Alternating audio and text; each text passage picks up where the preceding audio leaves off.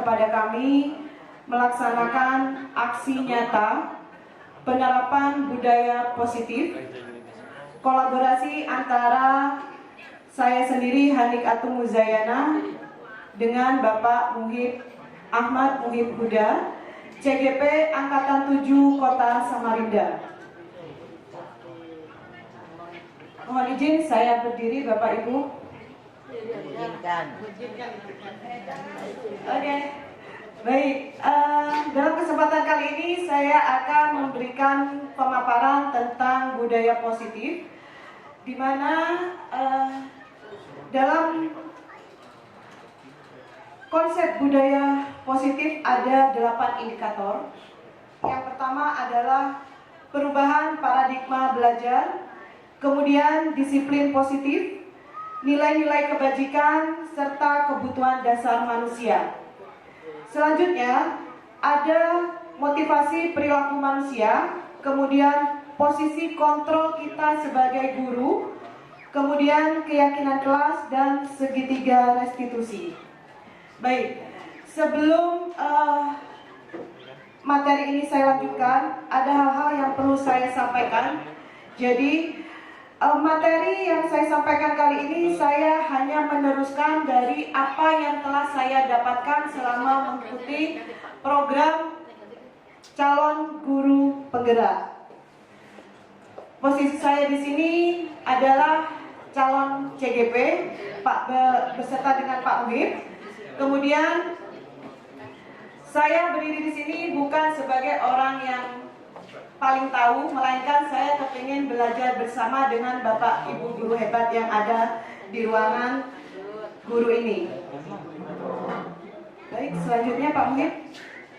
Oke, indikator yang pertama yang ingin saya sampaikan adalah pembelajaran dengan paradigma baru. Mungkin Bapak Ibu sebelumnya memiliki konsep pembelajaran yang lama. Di sini saya akan mencoba untuk memaparkan konsep pembelajaran dengan paradigma yang baru. Pembelajaran dengan paradigma yang baru adalah sebuah pembelajaran yang berorientasi pada penguatan kompetensi, dan pengembangan karakter yang sesuai dengan nilai-nilai Pancasila.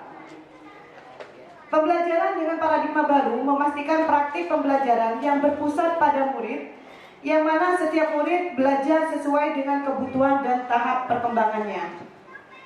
Di sini kita sudah sedikit tahu tentang apa itu profil pelajar Pancasila. Yang pertama adalah beriman bertakwa kepada Tuhan Yang Maha Esa dan berakhlak mulia, kemudian memiliki kemandirian, bernalar kritis, berkebinekaan global, bergotong royong, dan kreatif. Baik, selanjutnya mengenai konsep teori kontrol. Ya Bapak Ibu, mohon maaf. Teori kontrol. Iya, baik. Teori kontrol di sini ada 4. Yang pertama, bagaimana ilusi guru mengontrol murid. Yang kedua, ilusi bahwa semua penguatan positif efektif dan dapat bermanfaat. Yang ketiga, ilusi bahwa kritik dan membuat orang merasa bersalah dapat membuat suatu penguatan karakter.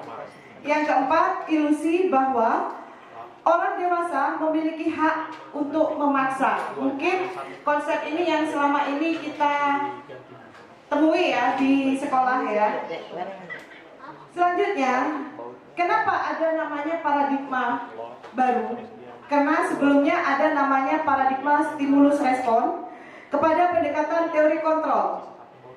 Kalau dulu kita mengenal stimulus respon, contohnya realitas kebutuhan kita itu sama. Sedangkan saat ini berdasarkan teori kontrol, realitas kebutuhan kita itu berbeda. Kemudian semua orang melihat hal yang sama. Ternyata untuk saat ini setiap orang memiliki gambaran yang berbeda. Selanjutnya kita mencoba mengubah orang agar berpandangan sama dengan kita. Ternyata Saat ini kita berusaha bagaimana memahami pandangan orang lain tentang dunia. Yang keempat, perilaku buruk dilihat sebagai suatu kesalahan. Sekarang semua perilaku ternyata memiliki tujuan dan arah. Kemudian orang lain bisa mengontrol saya. Itu dulu. Saat ini hanya Anda yang bisa mengontrol diri Anda. Kemudian saya bisa mengontrol orang lain. Anda untuk saat ini Anda tidak bisa mengontrol orang lain. Seperti itu Bapak Ibu ya. Mungkin bisa dilanjutkan Pak Muhib. Nah, konsep disiplin positif di sini adalah ada definisinya, yaitu disiplin berasal dari bahasa Latin yaitu belajar. Disiplin merujuk pada disiplin diri yang memiliki tanggung jawab terhadap apa yang dilakukan berdasarkan nilai-nilai yang diyakininya. Sedangkan disiplin positif adalah salah satu cara penerapan disiplin yang bertujuan untuk menumbuhkan kesadaran serta memberdayakan anak untuk melakukan sesuatu tanpa sogokan, ancaman, kemudian tanpa hukuman. Perlu diketahui Bapak Ibu untuk istilah hukuman untuk saat ini itu sebetulnya sudah tidak diperkenankan. Jadi ada namanya hukuman itu tidak lagi digunakan dalam istilah menghukum anak. Seperti itu. Sebagai pendidik, tujuan kita adalah menciptakan anak-anak yang memiliki disiplin diri sehingga mereka bisa berperilaku dengan mengacu pada nilai-nilai kebajikan yang universal dan memiliki motivasi intrinsik bukan ekstrinsik. Jadi motivasi itu berasal dari dalam diri anak itu sendiri, bukan berasal dari luar atau orang lain.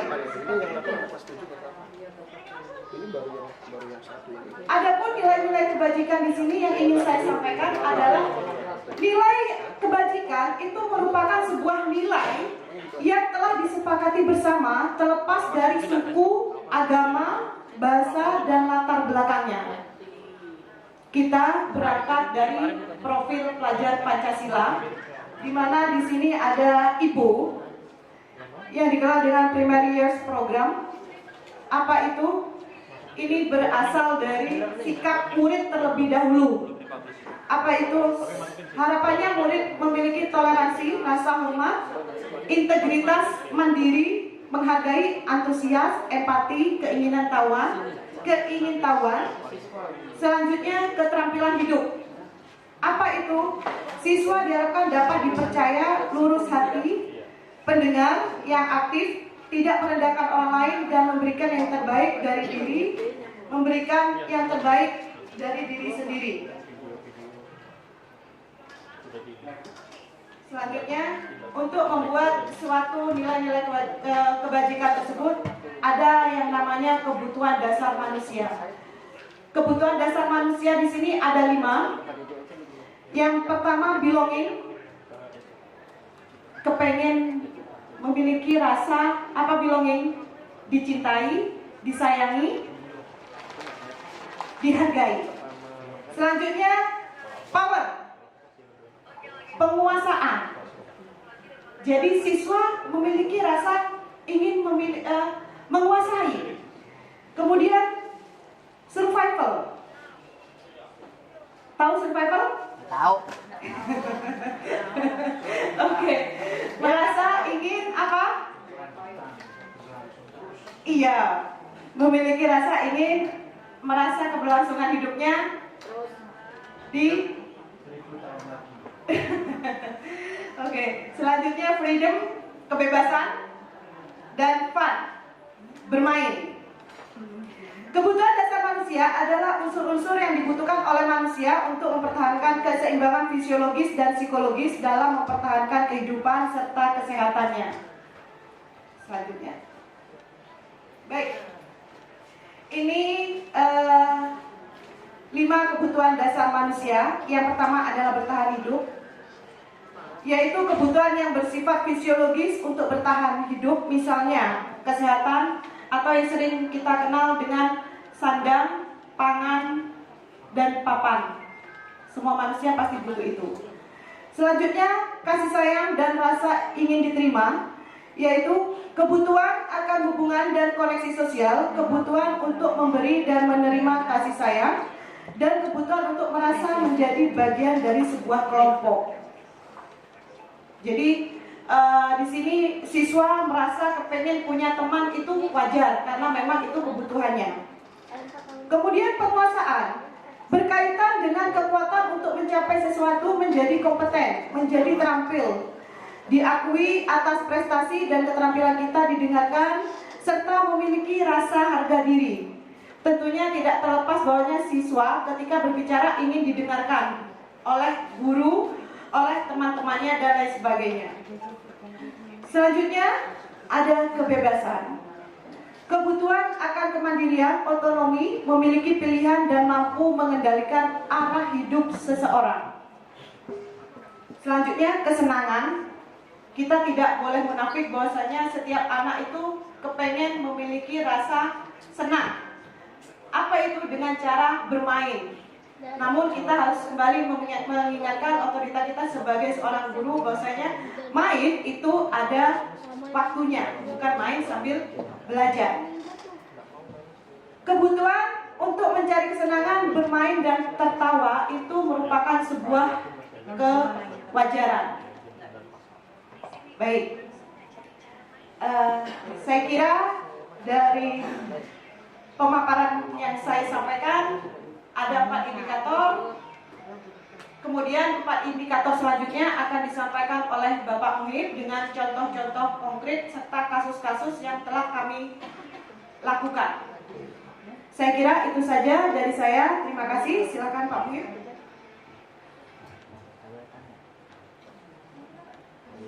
Baik, terima kasih Bu Ani. Bapak Ibu yang saya hormati, saya akan melanjutkan pemaparan dari Ibu Ani untuk melanjutkan tentang teori-teori tentang kebutuhan manusia, kemudian motivasi apa yang kita lakukan sebagai guru untuk memberikan pelayanan terbaik kepada anak didik kita. Kemudian selanjutnya adalah motivasi perilaku manusia. Motivasi di sini ada beberapa hal yang menjadi unsur. Ya, pertama adalah motivasi dari dalam dan motivasi dari luar. Untuk motivasi dari luar, jadi motivasi ekstrinsik itu yang pertama adalah biasanya motivasi itu muncul karena adanya untuk menghindari kenyamanan atau hukuman. Kemudian motivasi selanjutnya adalah kita mau melakukan sesuatu karena ada imbalan atau penghargaan dari orang lain. Ini biasanya kita ada motivasi, ada muncul semangat gitu.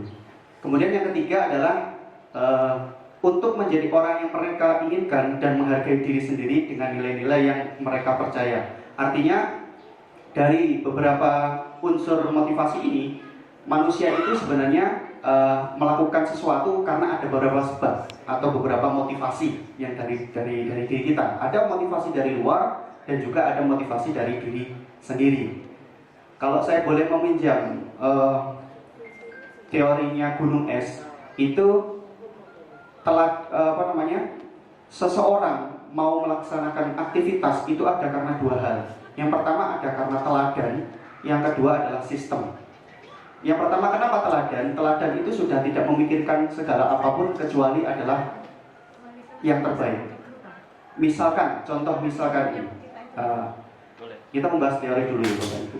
Misalkan kita berangkat pagi, nah ini yang kita lakukan mungkin berangkat pagi. Berangkat pagi itu kalau karena sistem, ya kita karena ketakutan karena kita harus masuk jam 7 sudah sampai sekolah gitu.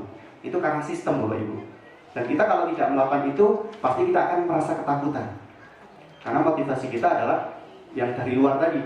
Beda lagi dengan keteladanan. Kalau keteladanan ini, motivasi yang muncul dari diri kita masing-masing, dari hati. Udah, saya nggak mikirin sistem, tetapi saya patuh aturan dengan sistem. Misalkan kita berangkat pagi itu, karena sudah terbiasa, dan itu dilakukan secara terus-menerus. Itu adalah keteladanan. Nah, dari motivasi ini, maka kita juga sudah banyak bisa mengambil sebuah pengalaman. Maka Bapak Ibu, mana yang terbaik mari kita lakukan. Berikutnya adalah tentang hukuman, konsekuensi dan restitusi. kita fokus kepada materi yang akan saya sampaikan nanti, melanjutkan dari Bu Ani tadi. Yang pertama nanti membahas bagaimana kita itu menciptakan budaya positif, Bapak Ibu. Budaya positif itu banyak sekali di sekolah. Kebiasaan Bapak Ibu di sekolah itu semuanya sudah budaya positif. Tetapi dari mana kita mulainya? Kadang-kadang kita belum sadar gitu. Kita ini sebenarnya setiap hari sudah melakukan budaya positif. Nah, tetapi kadang-kadang kita tidak sadar dari mana sih memulainya begitu. Nah, dari sini nanti akan kita bahas bersama-sama, kita akan belajar bersama-sama. Dari teori-teori yang sudah disampaikan ini bisa jadi nanti menjadikan kita, oh ternyata budaya positif itu dimulai dari sini, dari sesuatu yang sangat sepele sekali. Gitu. Baik, untuk hukuman ini sekarang memang tidak boleh yang namanya hukuman, apalagi hukuman berupa fisik, Bapak Ibu. Kemudian hukuman fisik, di sini saya baca hukuman berupa hukuman fisik, psikis. Yang kedua adalah bersifat satu arah, terjadi secara tiba-tiba, kemudian pada saat melakukan pelanggaran. Kemudian apa sih konsekuensi itu? Kalau konsekuensi itu sifatnya itu kayak semacam kita ini netral, Bapak Ibu. Misalkan kamu kalau nggak mengerjakan tugas ya sudah, kamu nggak dapat nilai. Itu biasanya konsekuensi. Kemudian kalau hukuman, saya kembali ke hukuman. Hukuman itu, kenapa kamu tidak mengerjakan tugas? Sudah, sana, keliling lapangan 5 kali. Tulis apa segala macam 100 kali. Itu namanya hukuman, sepihak. Gitu. Kalau konsekuensi ini, memang aturan sudah ada, tapi harus kita lakukan. Kemudian, apa itu restitusi, Bapak Ibu? Kalau restitusi itu lebih cenderung bagaimana proses menciptakan kondisi bagi murid untuk memperbaiki kesalahan mereka sehingga mereka bisa kembali pada kelompok mereka dengan karakter yang lebih kuat. Ini menurut teorinya Basel 2004. Kemudian merupakan proses kolaboratif yang mengajarkan murid untuk mencari solusi untuk masalah mereka dan membantu murid berpikir tentang orang seperti apa yang mereka inginkan dan bagaimana mereka harus memperlakukan orang lain. Nah, dari ketiga ini nanti kita bisa menganalisis Bapak Ibu mana yang seharusnya kita lakukan. Gitu. Nah, selama ini saya juga mengalami sejak dulu sampai sekarang itu, sebelum saya mengerti teori-teori ini, ya saya masih menerapkan hukuman, Bapak Ibu. Hukuman, dan yang kedua mungkin konsekuensi. Itu yang saya lakukan. Saya belum tahu yang namanya restitusi, dan juga di waktu kuliah pun tidak diajarkan yang namanya restitusi itu. Baik. Kemudian di sini nanti kita akan mempelajari yang namanya 5 posisi kontrol, bahwa mana yang paling terbaik bagi kita untuk mengatasi ketika siswa itu punya masalah, tidak mengerjakan PR, kemudian melanggar aturan, atau mungkin susah diatur. Mungkin kita akan sedikit tahu tentang bagaimana cara mengatasinya. Yang pertama mungkin guru itu mempunyai kontrol penghukum. Ada, memang saya sendiri juga pernah menjadi seorang yang tipe guru yang penghukum, Bapak Ibu. Kemudian kalau penghukum tadi sudah saya sampaikan bahwa penghukum ini sepihak, ya satu pihak aja. Anak tidak tahu aturan, tapi yang penting kita ngawur. Ya sudah, kamu keliling lapangan 20 kali, kamu nulis apa Pancasila apa segala macam, itu termasuk hukuman. Kemudian yang kedua, pembuat merasa bersalah. Nanti ada contoh-contohnya, videonya seperti segala macam, nanti kita lihat bersama-sama. Mari kita analisis bersama-sama. Kemudian yang ketiga adalah sebagai kontrol teman. Biasanya kontrol teman ini cenderung bahasa-bahasanya adalah ayolah, bantu bapak, jangan gitulah. Nah itu kayak semacam, ini adalah kontrol sebagai teman.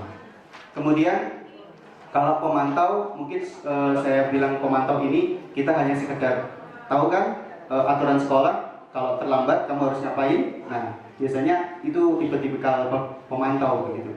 Nah yang kelima adalah manajer. Kalau kontrol manajer di sini kita akan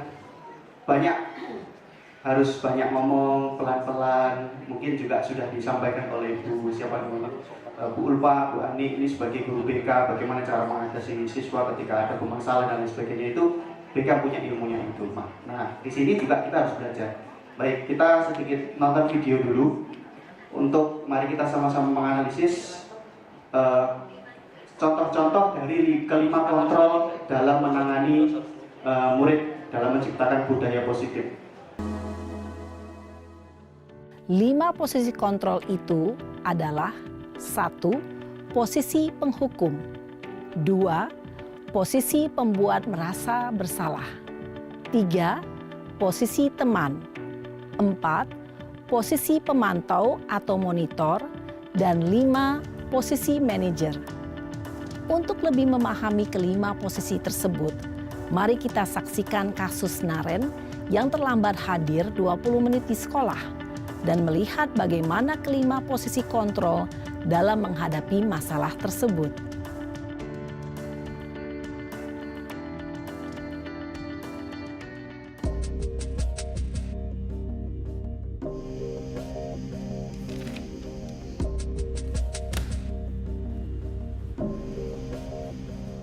Naren!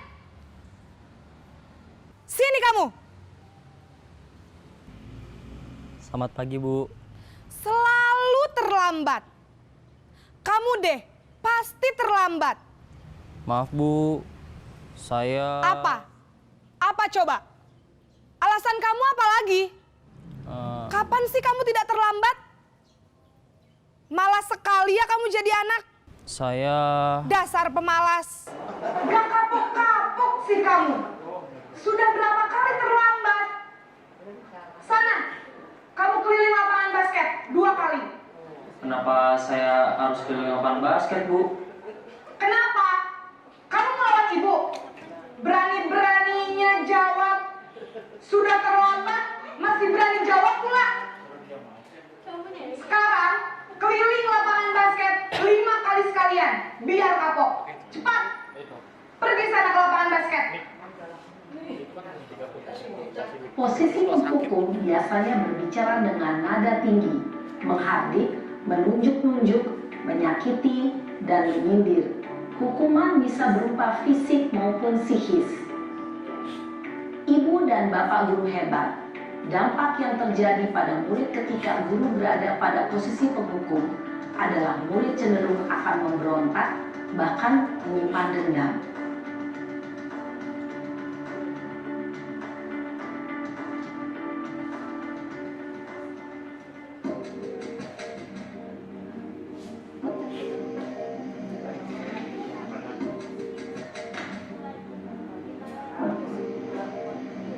Naren!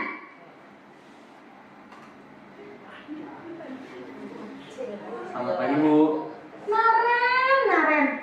Kamu kenapa terlambat lagi, nak? Ya Tuhan, Naren. Kamu senang ya bikin ibu susah ya? Kalau kamu terlambat lagi, nanti ibu yang ditegur bapak kepala sekolah, nak. Disangka ibu tidak bisa membina kamu. Duh, gimana ini? Maaf, Bu. Duh, Gusti Naren. Kamu suka ya kalau ibu ditegur bapak kepala sekolah? Terus, sekarang ibu harus tulis apa ini di buku absen? Ini kamu sudah sering terlambat loh. Ibu harus apa coba? Maaf, Bu. Maaf sekali. Ya sudah, lain kali jangan bikin ibu susah lagi ya nak ya. Ibu tidak akan kuat lagi kalau kamu begini terus. Bisa jantungan kalau ibu ditegur bapak kepala sekolah. Sana cepat ke kelas. Maaf ya, Bu. Maaf sekali. Posisi pembuat rasa bersalah berbicara dengan nada tenang, cenderung lembut. Namun kata-kata yang diutarakan membuat murid merasa menjadi orang yang gagal, memandang buruk dirinya sendiri, merasa tidak berharga, dan tidak sanggup membahagiakan orang lain. Ketika guru mengambil posisi pembuat rasa bersalah, murid akan menganggap dirinya yang bersalah dan ia akan menyimpan emosi negatif tersebut di dalam dirinya.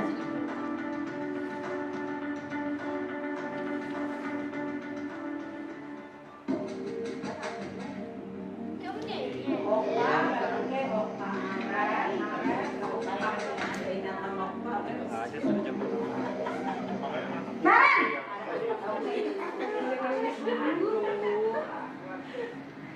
Selamat pagi, Bu. Wah, sudah jam berapa ini nak? Terlambat lagi ya sayang. Iya, Bu. Habis ibu saya lupa bangunkan saya, Bu. Kamu malah menyalahkan ibu kamu. Kamu bukannya anak yang larinya paling kencang. Kok terlambat sih? Iya Bu, saya memang terlambat bangun tadi. Jadi biarpun saya lari kencang, tetap gak kekejar Bu. Ya sudah sana, nanti lain kali larinya lebih kencang lagi ya. Biar gak terlambat lagi. Bikin seneng ibu, demi ibu. Bisa kan? Bisa lah Bu. Ya sudah sana masuk kelas. Ibu beresin urusan absen kamu. Kamu ini ada-ada saja. Dalam posisi teman, guru berbicara dengan nada suara ramah, akrab, cenderung bersenda gurau untuk menjaga suasana tetap santai. Murid akan merasa senang, aman, dan akrab dengan guru. Identitas yang tercipta adalah identitas sukses atau berhasil. Namun, perlu diingat, karena ini masih dorongan eksternal, maka ada faktor ketergantungan dari murid kepada orang tertentu. Di sini, guru absennya, sehingga di lain waktu, murid bisa berperilaku baik, namun hanya kepada orang-orang tertentu saja.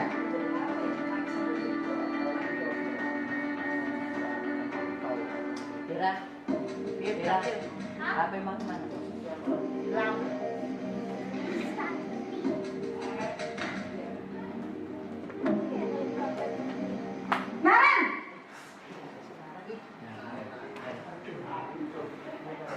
Selamat pagi Bu. Naren, apa peraturan sekolah kita tentang jam berapa kita harus masuk sekolah, nak?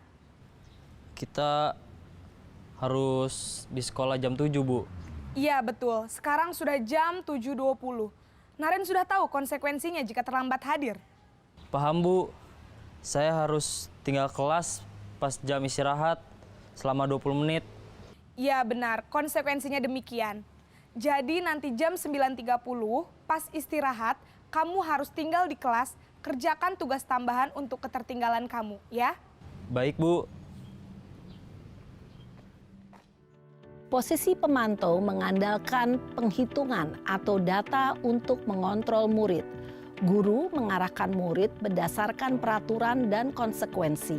Seorang pemantau menunjukkan bahasa tubuh dan ekspresi wajah yang datar dan cenderung formal.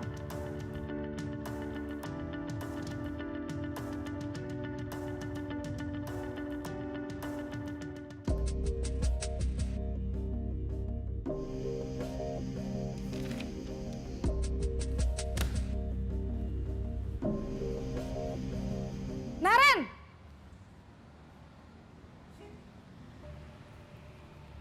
Selamat pagi, Bu. Selamat pagi, Naren. Maaf, Bu. Saya terlambat. Iya, sekolah masuknya jam 7, sekarang sudah jam 7.20. Jadi sekarang bagaimana ini, Naren? Maaf, Bu. Saya lupa setel alarm saya semalam. Baiklah, menurut kamu, keyakinan sekolah yang mana yang perlu kamu tingkatkan? Menghargai diri sendiri dan orang lain mungkin ya, Bu. Setuju. Jadi, apakah Naren meyakini prinsip saling menghormati tersebut? Iya, Bu. Saya meyakininya. Apakah Naren bersedia memperbaiki masalah keterlambatan ini? Bersedia, Bu. Bagaimana kamu akan perbaiki masalah keterlambatan ini? Saya akan coba untuk tidak lupa menyetel alarm saya, Bu. Baik, kalau Naren lupa menyetel alarm di rumah, ada orang yang kira-kira bisa bantu mengingatkan tidak? Ada, Bu. Kakak saya, Kak Ema. Ada lagi selain Kak Ema?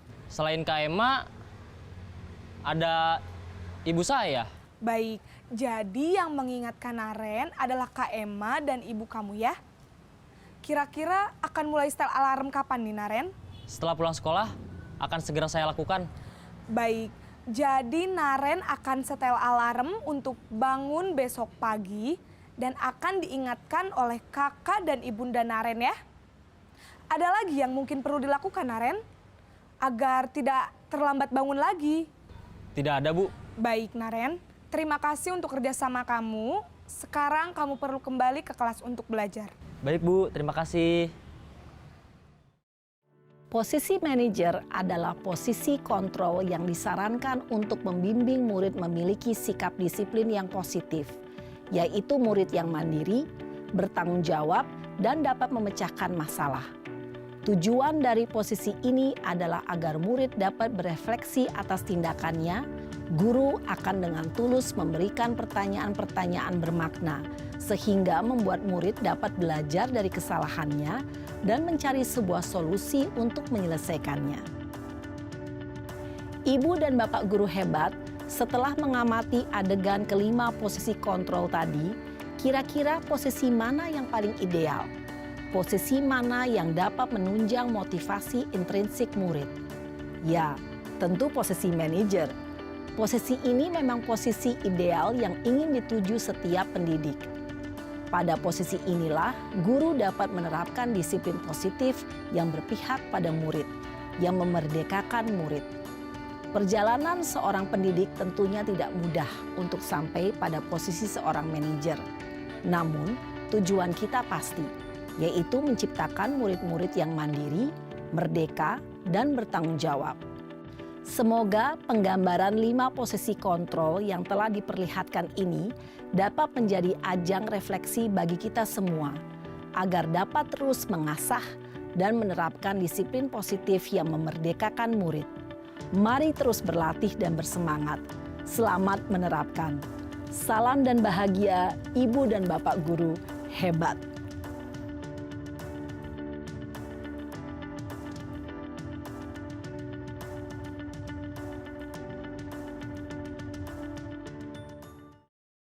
Yang kita sebut sebagai sebuah keyakinan, Bapak Ibu. Bapak Ibu sepakat nggak misalkan kita pakai helm itu karena keselamatan? Pasti sepakat. Nah, ketika kita sudah sepakat, ini paling tidak menjadi sebuah keyakinan. Kalau misalkan saya tidak pakai helm, pasti akan merasa, waduh, ini nanti bahaya bagi saya sendiri. Berarti ini motivasinya dari diri sendiri kan, Bapak Ibu. Jadi, saya yakin bahwa keselamatan itu adalah muncul dari diri saya sendiri, tidak dari orang lain. Karena yang butuh selamat itu bukan orang lain, saya sendiri juga butuh selamat begitu. Nah, harapannya keyakinan kelas itu seperti itu, Bapak Ibu. Berikutnya adalah, ini tidak saya jelaskan panjang lebar. Sebentar, Mbak Ani, kembali lagi. Nah, ya di situ. Nah, di sini saya melakukan aksi nyata, Bapak Ibu. Saya melakukan praktek, saya tidak hanya sekedar ngomong belaka. Saya di kelas 7A itu juga ada beberapa di kelas lain itu mencoba membuat keyakinan kelas, membuat sebuah kesepakatan bersama. Kira-kira saya ketika membuat, lanjutnya Mbak Ani, ketika saya membuat suasana kelas seperti apa yang kamu inginkan, nah, gitu. Saya mencoba ketika ada masuk kelas, kemudian saya tuliskan di Padlet, ini menggunakan aplikasi Padlet, aplikasinya Google, Bapak Ibu. Di sini saya membuat suasana kelas seperti apa yang kamu inginkan. Kemudian saya bikin di situ aturannya seperti apa, suasana kelasnya seperti apa, terus kemudian gurunya harus seperti apa, dan juga muridnya seperti apa. Mereka menuliskan luar biasa, Bapak Ibu. Mereka menginginkan rata-rata di sini kalau aturan dia mau melaksanakan semua aturan kelas, kesepakatan kelas. Kemudian piket dan lain sebagainya, tidak boleh main bola di kelas, apa segala macam. Ini mereka menginginkan seperti itu. Kemudian untuk suasana kelas itu mereka juga rata-rata menginginkan tenang. Kemudian di sini juga ada ya, mau ada kaca Pak. Kalau kelasnya pengen ada kacanya berarti yang cewek ini pengen inilah ya, berpenampilan rapi gitu. Kemudian damai, rapi, tidak kotor. Kemudian gurunya seperti apa Pak? Gurunya harus have fun, kemudian friendly kepada semua murid, humble dan lain-lain. Banyak sekali mereka menginginkan seperti itu. Artinya murid itu sebenarnya juga menginginkan sesuatu yang diimpikan gitu. Nah, ini PR kita sendiri, saya merefleksi pada diri saya sendiri juga ketika di kelas ya berusaha seperti ini Bapak Ibu. Meskipun ya pasti kita mempunyai kekurangan begitu. Tapi dari seperti ini, dari apa yang diinginkan murid ini pasti kita juga masa atau kita mau diem aja gitu. Keinginan murid ya, ayo kita lakukan bersama begitu. Kemudian terakhir juga harus adil, kalau gurunya harus, di situ muridnya juga harus ngapain. Nah, mereka juga menuliskan mengerjakan tugas dari guru. Ya artinya apa yang sudah kita lakukan itu mereka juga harus lakukan gitu. Jadi imbang gitu. Dan mereka rata-rata positif banget. Semuanya itu menginginkan sesuatu yang positif. Tidak boleh bermain game saat jam kosong. Tapi nyatanya juga masih ada seperti itu gitu. Nah ini memang tidak bisa kita langsung satu kali ketuk kemudian langsung bagus semua, tidak bisa. Jadi mulailah dari kelas kita masing-masing Bapak Ibu. Kemudian ini contoh-contoh gambaran mereka pada saat pembelajaran saya. Nah, di sini saya membuat sebuah kesepakatan kelas di kelas 7A. Nah, ini ada seperti ini. Dari hasil yang di atas ini adalah kesepakatan Bapak Ibu, saya rangkuman saya ketika anak-anak itu menuliskan usulan-usulan tadi di Padlet tadi. Kemudian saya rangkum menjadi sebuah sedikit aja. Kemudian saya simpulkan menjadi sebuah keyakinan yang disepakati satu kelas. Keyakinan itu jangan sampai terlalu panjang dan lebar. Artinya mempunyai makna. Artinya Bapak Ibu, pasti saya yakin semua wali kelas sudah ada aturan masing-masing. Nah, setiap aturan itu kita berikan makna Bapak Ibu. Misalkan setiap aturan itu harus mengerjakan tugas, itu apa maknanya? Kita beritahu, oh ya, berarti harus hormat, tanggung jawab, dan lain-lain. Seperti itu. Ini link Padlet, kalau misalkan, ini waktunya cukup ya? Oh masih cukup. Nah, kita coba praktek dulu Bapak Ibu ya, karena ini sekolah kita adalah visinya berbasis teknologi, kita harus mengetahui ilmu kita harus menguasai ilmu pengetahuan dan teknologi. Maka Bapak Ibu, kita ini ada tuntutan. Jadi kita punya tetap visi misi sekolah ya Bapak Ibu, untuk mewujudkan lulusan yang unggul dalam teknologi. Juga selain itu berkarakter profil Pancasila, kita teknologi kita harus kita kuasai, minimal tidak terlalu gaptek begitu.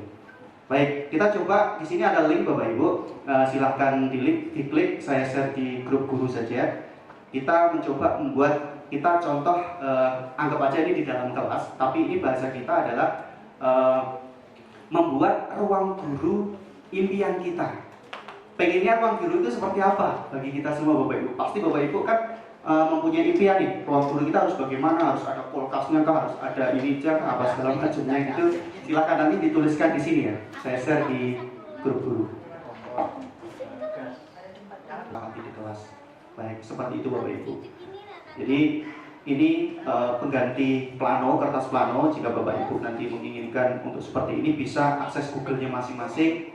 Ketik aja Padlet begitu, sign in atau login free, insya Allah tidak berbayar, itu bisa menggunakan Padlet itu.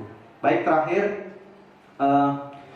dari keyakinan kelas ini kita akan bisa nanti Bapak Ibu, jika anak ini terlambat, jika anak kita melakukan kesalahan, kita bisa bertanya. Dan ini saya juga sudah melakukan aksi nyata, seperti membuat video contoh tentang bagaimana menangani murid kalau misalkan murid ini tidak mengerjakan tugas ataupun melakukan kesalahan. Nah, tetapi ketika kita menangani murid itu ada caranya, ada aturannya ketika ingin kita sebagai kontrol, sebagai manajer. Karena tadi kita lihat bersama bahwa video yang terbaik adalah sebagai kontrol manajer, guru sebagai kontrol manajer. Bagaimana caranya? Nah, di sini ada 3 cara. Yang pertama itu adalah ada namanya segitiga restitusi. Bagaimana cara agar kita itu menangani murid-murid kita yang bermasalah atau murid-murid yang agar tidak seolah-olah kita menghukum begitu.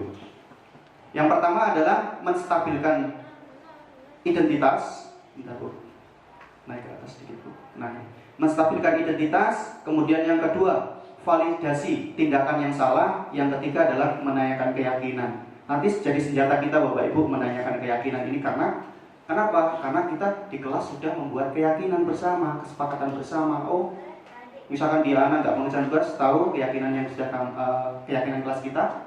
Iya Pak, keyakinan kelas kita harus bekerja. Apa bekerja itu artinya? Bertanggung jawab, mengerjakan tugas. Oke, solusinya apa? Solusinya saya harus mengerjakan tugas dan mengumpulkannya besok Pak. Nah, dia pasti kita bangun motivasinya dari diri anak tersebut. Mungkin di antara Bapak Ibu juga sudah banyak yang melakukan seperti ini. Baik, ini penjelasannya. Menstabilkan identitas yaitu bagian dari dasar segitiga bertujuan untuk mengubah identitas anak dari orang yang gagal karena melakukan kesalahan menjadi orang yang sukses. Berikutnya, validasi tindakan yang salah. Kemudian pertanyaan yang kita munculkan itu, yang kita tanyakan adalah menanyakan validasi tindakan yang salah itu. Setiap tindakan kita itu dilakukan dengan suatu tujuan, yaitu memenuhi kebutuhan dasar mereka. Misalkan, ya Bapak tahu semua orang itu pasti pernah melakukan kesalahan, termasuk Pak Muhib. Pak Muhib ini juga pernah melakukan kesalahan. Tapi kira-kira apa yang akan kamu lakukan ketika kamu sudah melakukan kesalahan? Dia akan bercerita. Nah, dipancing seperti itu. Nah, ini di sini contoh-contoh pertanyaan juga sudah ada. Kemudian yang terakhir, menanyakan keyakinan. Nah, ini senjata terakhir. Apakah kamu masih ingat keyakinan kelas kita atau kesepakatan kelas kita? Iya Pak, kesepakatannya adalah kalau misalkan kita tidak mengerjakan tugas ya harus menyelesaikan tugas kita gitu. Kemudian contoh-contohnya, bentar Bu, kembali dulu. Nah, ini contoh pertanyaannya ada di situ. Apa yang kita percaya sebagai kelas atau keluarga? Apa nilai-nilai umum yang telah kita sepakati? Apa bayangan kita tentang kelas yang ideal? Kamu mau jadi orang yang seperti apa? Jadi kita tanyakan kepada murid kita seperti itu. Kemudian ini contoh aksi nyata yang dilakukan oleh Bu Hani. Yang dilakukan Ibu Hani sedikit. Ini sudah tahap akhir Bapak Ibu.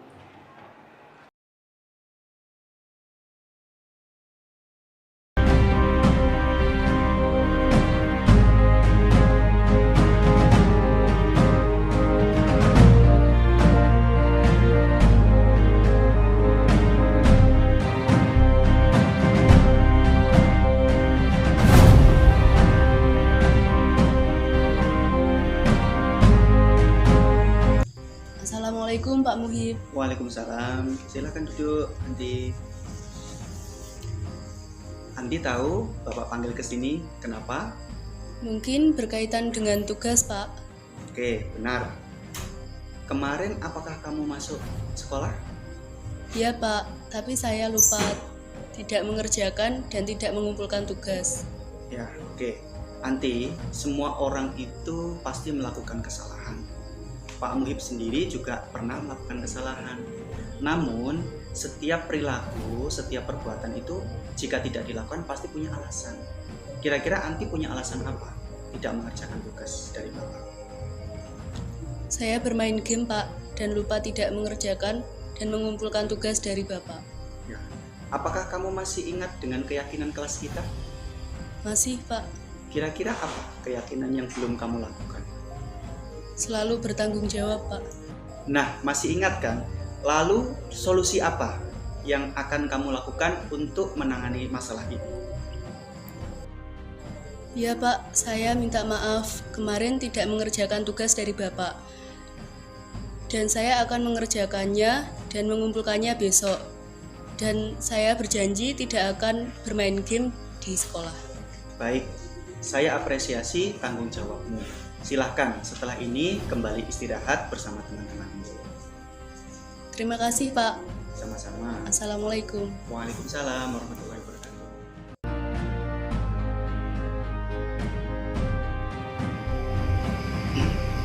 Nanti kenapa tadi pagi kamu tidak mengikuti kegiatan mengaji dan berdoa bersama di musola? Ya, Pak, maaf. Tadi saya menjaga adik di rumah karena ibu saya menyiapkan sarapan. Jadi saya terlambat berangkat ke sekolah dan tidak mengikuti kegiatan mengaji dan berdoa bersama di musola. Oke, itu yang kamu lakukan itu baik karena membantu orang tua untuk menjaga adik. Tapi apakah kamu masih ingat dengan keyakinan sekolah kita? Masih, Pak. Kira-kira apa keyakinan sekolah kita yang kamu ingat? Kemudian apa yang harus kamu lakukan? Mengikuti kegiatan di sekolah dengan tertib, Pak. Nah, apa yang kamu lakukan untuk melaksanakan atau menerapkan apa yang sudah kamu yakini? Saya akan meminta izin jika saya tidak dapat mengikuti kegiatan. Mungkin ada yang lain? Saya akan berusaha lebih tepat waktu untuk masuk ke sekolah dan tidak meninggalkan kegiatan di sekolah, Pak. Nah, berarti kamu sudah tahu dan mengerti kan terhadap apa yang harus kita lakukan, yaitu tertib terhadap aturan sekolah ya? Baik, Pak. Insya Allah saya akan berusaha lebih tertib lagi. Oke, terima kasih Anti. Silakan kembali istirahat. Terima kasih, Pak. Assalamualaikum. Saya merasa dihargai, tidak dipojokkan walaupun saya salah. Saya bisa mencari solusi atau jalan keluar dari masalah saya untuk terus memperbaiki diri dan lebih bertanggung jawab atas perilaku yang saya lakukan. Baik, dari apa yang sudah kami paparkan Bapak Ibu, saya orang yang belajar Bapak Ibu ya. dan juga kita sama-sama berbagi pengalaman saja. Jadi pengalaman yang sudah saya lakukan saya berbagikan kepada Bapak Ibu, dan nanti juga harapan kami Bapak Ibu melanjutkan di bulan depan ada di antara Bapak Ibu semua yang berbagi praktek di sini juga membagikan pengalaman-pengalaman menarik di kelasnya masing-masing. Begitu ya Bapak Ibu, nanti sesuai dengan arahan kepala sekolah, karena sekolah kita ini adalah sekolah penggerak dan kepala sekolah menginginkan setiap 1 bulan sekali di hari Senin juga dikasih waktu untuk berbagi praktek baik. Praktek baik itu apa? Macam-macam. Pokoknya sesuatu yang bermanfaat untuk orang lain itu insya Allah berbagi praktek baik. Itu Pak Marsono. Terima kasih dari saya dan Ibu Ani. Apabila ada kesalahan saya mohon maaf. Tapi sebelum itu mungkin Bapak Ibu ada yang bertanya atau memberikan pernyataannya terkait apa yang kami sampaikan. Silakan Bapak Ibu, 1 atau 2 orang boleh. Mungkin pengalaman selama kita berbagi praktek baik ini apa yang Bapak Ibu dapatkan dari apa yang materi yang sudah kami sampaikan tadi. Boleh, Bu Erina, monggo. Apa yang boleh saya tanyakan? Boleh bertanya, boleh.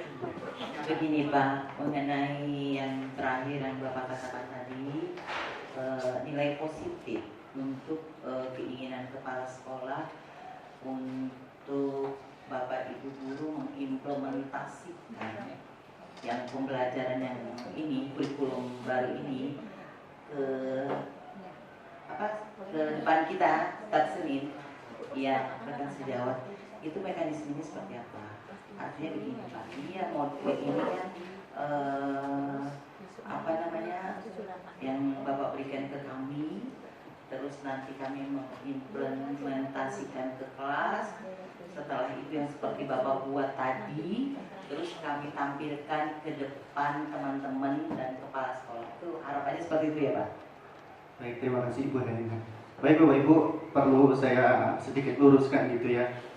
Kebetulan saya pagi ini menyampaikan tentang budaya positif dan juga berkaitan dengan aksi nyata saya, dan kemudian artinya saya melakukan berbagi praktek ini niatnya itu double gitu loh.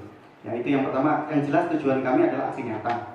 Tapi juga di sisi lain kalau ini adalah baik bagi Bapak Ibu bisa dilakukan di kelasnya masing-masing. Nah terkait dulu yang di info grup kita, Bapak Kepala Sekolah menyampaikan bahwa ada praktek baik disampaikan setiap 1 bulan sekali. Harapan Bapak Kepala Sekolah seperti itu. Apakah materinya juga harus sama? Tidak Bapak Ibu. Misalkan Ibu Helena menyampaikan di kelas strateginya mengajar seperti apa misalkan. Oh berhasil Pak, ternyata saya main-main sama anak-anak itu menggunakan balon, dipecah kemudian muncul pertanyaan, mereka senang sekali gitu.